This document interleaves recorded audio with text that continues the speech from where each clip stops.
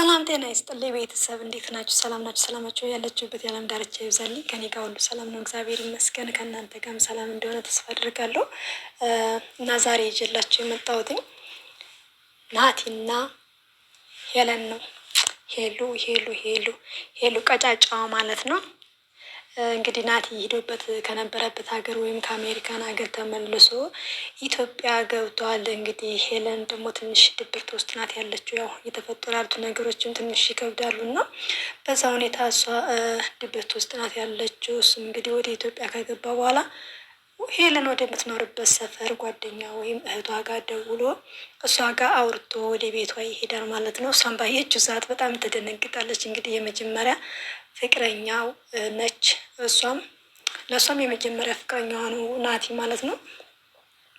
እንግዲህ ስታየው ትደነግጥና ትንሽ ድብርት ውስጥም ነበረች። ተኝታም ስለነበረ በድንጋጤ ተነስታ እውነት ለመናገር ማለት ነው በጣም ብዙ ሰው ስሜታዊ ሆኖ አልቅሷል። ቢስማሙ ቢታረቁ ፍቅራቸውን ቢያድሱትኝ በጣም ደስ ይላል። ይሄ የራስ የኔ አመለካከት ነው። ደስ ይላል ፍቅራቸውን ቢያድሱትኝ ብዬ አስባለሁ እኔ ማለት ነው። ግን ሁኔታው ምናምን ወደዛ የሚያመራ ይመስለኛል። የሚስማሙ ፍቅራቸው የሚታደስ ይመስለኛል እኔ እንደራሴ ሳስበው። እና እንግዲህ ናቲ አበባ ምናምን ይዞላት መጥቶ ነበረ። ከትንሽ ደቂቃ በኋላ እሷም ራሷን ስታ ወድቃ ነበር። ከዛም ናቅታ ምናምን በፍቅር ታቅፈዋለች፣ እንዲሁም በደስታ ታለቅሳለች ማለት ነው። ከተፈጠሩት ነገሮች ሁሉ ስሜታዊ ያደረጋት መሰለኝ። ያሳለፈችው ነገር ሁሉ በጣም እያለቀሰች ነበረ። እናንተ ፍቅር ግን እንደዚህ ነው እንዴ? ወይኔ ደስ ሲል ማለት አስበችታም በፍቅር እንደዚህ ስክት ብላችሁ ምናምን ስታለቅስ ምናምን የሆነ በቃ ሳስበው ግን ያሳለፈችው ነገር መሰለኝ በዚህ ልክ ሊያስለቅሳት የቻለው። በጣም ከብዙ ነገር አሳልፋለች። አንዳንድ ሰዎች ማለት ነው የሆነ ለመፈመስ ፈልገው የሆነ ሰው እንደሚያፈቅሩት አስመስለው ይመጡና ልባችሁን ሰብረዋችሁ ተመልሶ ይሄዳሉ ማለት ነው። ብቻ ትንሽ ይከብዳል። ለገንዘብ ብሎ ሰውን ቀርቦ የሰውን ልብ መስበር ዋጋ ያስከፍላል። ለጊዜው ኖርማል ሊመስላችሁ ይችላል እንጂ በጣም ነው ዋጋ የሚያስከፍለው። እና እሷ ደግሞ ከአንዴ ሁለቴ ሶስቴ ትንሽ ተጎዳች።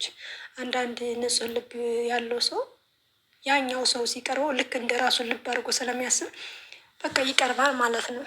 እና ከባድ ነው፣ ዋጋ ያስከፍላል። እንደዛ ከቀረበ በኋላ መጨረሻው መሰበር ስለሚሆን የእሱ ዕጣ ፈንታ እንደዚህ ከአይነት ነገር እንደዚህ የምታደርጉ ሰዎችን ልቦና ይስጣችሁ። እንግዲህ እኔ ሳስበው ግን ናቲና ሄለን ወደ ድሮ ፍቅራቸው የሚመለሱ ይመስለኛል።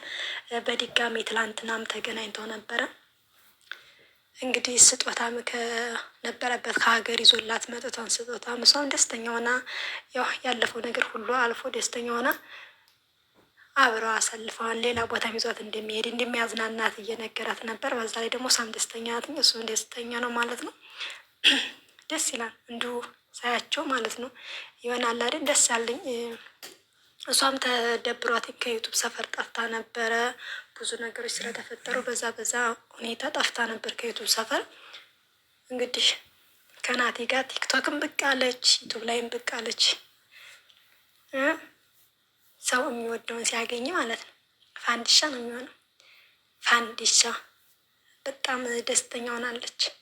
በአንድ ቀን በሁለት ቀን ማለት ነው እየሳቀች እየተጫወተች ነው።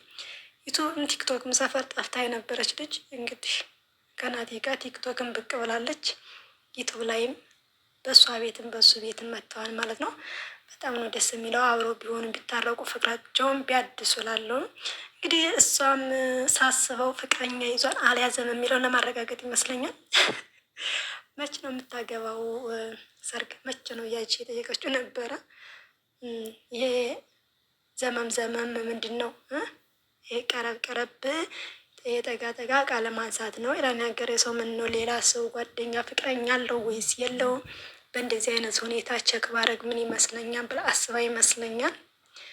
እንግዲህ ሄሉዬ ማለት ነው ደስታሽ ይመለስ። ብዙ ነገር አሳልፈሻል። እንትን የሆነ ደስ የማይል ከእሷም አፈቀርኳት ብሎ ከመጣው ሰውዬም ደስ የማይል ነገር የሆነ አለ አይደለም። ከሁለታቸውም ደስ የማይል ነገር ተፈጥሮ ነበረ። ግን አሁን ናቲ ጋ ጥሩ ግንኙነት ይኖራችኋል ብዬ አስባለሁ። ወደ ድሮ ፍቅራችሁ ተመልሳችሁ አብራችሁ ዩቱብ ላይ ማህበራ ዩቱብ ላይ አብራችሁ ነው የሆነ ጥንድ ጥንድ ሆኖ ሲሄዱ መሰል ዩቱብ ራሱ የሆነ አለ አይደለ? ጥንድ ጥንድ የሆነ ነገር እንወዳለን። ከራሴ ጀምሮ አሁን ደስ የሚል ለምሳሌ ዮናስና ማሚ ነው የሚል ዩቱብ አለ። እነሱን በጣም ነው የምወዳቸው። ጸብ ሊኖር ይችላል በትዳር ውስጥ ግን ፍቅራቸው አመዝኖ ሲታዩትኝ ደስ ይላል። ጸብን ቢፈጠር ያው ታረቃሉ ምናምን እና በጣም ነው ደስ የሚሉኝ። በዛ ላይ የመንከባከብ ምናምን የሆነ ጥሩ ልጅ ነው ባለቤቷ ራሱ። እነሱን እኔ አያቸዋለሁ እውነት ለመናገር አልፎ አልፎም ቢሆን ጊዜ ሲኖረኝ እነሱን እከታተላቸዋለሁ፣ አያቸዋለሁ ምናምን። ለእሷ ጊዜ ይሰጣታል፣ ምግብ ይሰራል። በቃ ይሆናል አይደለ? ልክ እንደ አባት ማለት ነው። አራስ ተኝታ ይንከባከባታል። የሆነ ደስ የሚል ነገር አለው እና እንደዚህ አይነት ትዳር አሪፍ ነው። ሳስበው ደግሞ ናቲና ሄለን ማለት ነው በጣም ስለምትፋቀሩ አብራችሁ ነው። መቼም አላፈቅረውም እንደማትይ ተስፋ አድርጋለሁ። አይንሽ ላይ ይለያል። በጣም ነበር እያለቀሰች የነበረው እውነት የሆነ የደስታ ማለት ነው። ብዙ ነገር አሳልፋ ድጋሚ አሁን ደግሞ ናቲ ሲመጣ የደስታ እንባን ያለቀሰችው። እሱ ደንግጦ ራሷን ስትስት መምጣት አልነበረብኝም። ያሱን አንደነገጠ ራሷን ስታ ስትወርቅ ማለት ነው። እሷ ግን ደንግጣ ነው። አንደኛ አስባችሁታን አሜሪካን ያለ ሰው ተቀስቅሳቸው እንግዲህ አለ ተብሎ ስትነሳ የድሮ ፍቅረኛዋ ነው ፊት ለፊቷ አይቆመው። በጣም ነው የሚያስደነግጠው። ላገናዘበው ሰው ማለት ነው እንኳን ለሷ ለሌላ ሰው ያስደነግጣል። እና በዛ ደንግጣ እሷም አለቀሰች ምናምን። ብቻ ግን ደስ ይላል።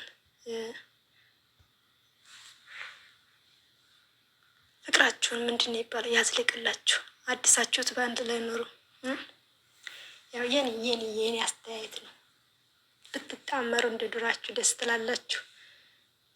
ጨጓራ በሽታ አለብኝ ጸበል ገብታ ስለነበረ በዛ ነው የተወኝ ምናምን እያለች ነበረ። እንዲሁም ደማረስ ምናምን አለባት መሰለኝ። ከዛ እንግዲህ የኔን ጨጓራ እያቃጠልሽው ነበር ይላታል ማለት ነው። አዎ በእኔ ምክንያት አንተም ጨጓራ በሽተኛ ነበር ትላለች። እንግዲህ ፕራንክ ምናምን ሲደረጉ ስለነበረ በፕራንክ የተነሳ ነው የኔንም ጨጓራ ያለችው ያላትኝ እሱ ማለት ነው። እሷም አመነች። አዎ በእኔ የተነሳ ጨጓራ የታመምክ ነበረ ትመልስለታለች ማለት ነው። ብቻ ግን ደስ ይላል። አሁን ያሉበት ሁኔታ ደስ ይላል። ደግሞ እንደዚህ ሆኖ ተቀራርበው ደግሞ ጥላት ከሄደና ወይም ከተጣሉ ደግሞ እሱ ደግሞ በጣም ነው የሚያስጠላው። እንደዛ ከተፈጠረው ማለት ነው ሌላ ስብራት ነው የሚሆነው። አንዳንዴ በህይወታችን የሚመጡ ሰዎች ማለት ነው ዘላቂነት ከሌላቸው እውነት ለመናገር ባይጀመር ባይ ነኝ። በእርግጥ ግን ያው ሁሉም ዘላቂ ነው ተብሎ ነው እንጂ እንደማይዘልቅ አውቆ የሚጀምር ሰው እንደሌለ አውቃለሁ። ግን ደግሞ የሆነ አለ አይደለ ሄደ። ለምሳሌ ናቲ ጥሏትኝ ሄደ።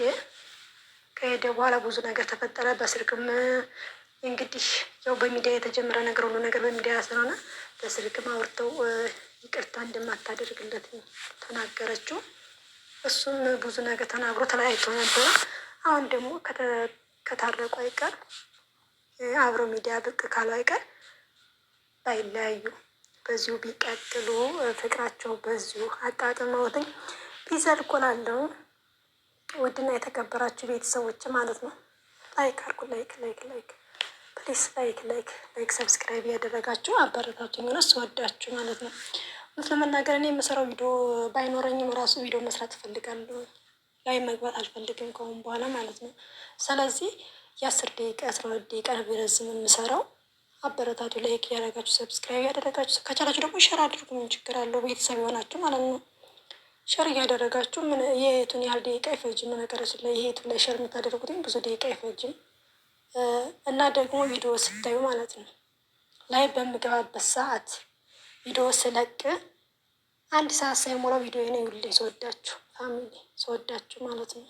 ምክንያቱም እንዲሸርትልኝ ውላችሁ ከ3 ሰዓት ከ4 ሰዓት በኋላ ምናምን ብታዩት ለእኔ ትርጉም የለውም። እውነት ለመናገር ኢትዮ ስቱዲዮ ራሱ ማለት ነው ቪዲዮ አድርጌ ብለክላችሁ በጣም ነው የሚያስጠሉ ነው። ከርብቶ ነው ያስቀምጠው። ምክንያቱም 20 ሰው 30 ሰው አይቶት ሊሆን ይችላል።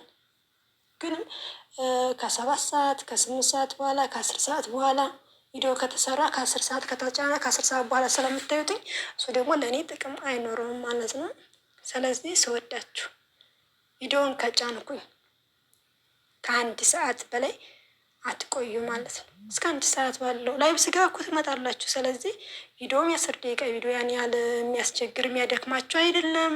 አበረታቱኝ። ስለምታበረታቱኝ ከልብ አመሰግናለሁ። አብራችሁኝ ስለቆያችሁም አመሰግናለሁ። እስከ ቪዲዮ መጨረሻ ስለተከታተላችሁኝ ስላዳመጣችሁኝ፣ በተረፈ መልካም ቆይታ። ያው ይቅርታ አድርጉልኝ፣ ፊት ለፊት ሲሆን ደግሞ እማወራው ጠፋብኝ። ገጣጥማችሁ አውሩት፣ አዳምጡት። እወዳችኋለሁ።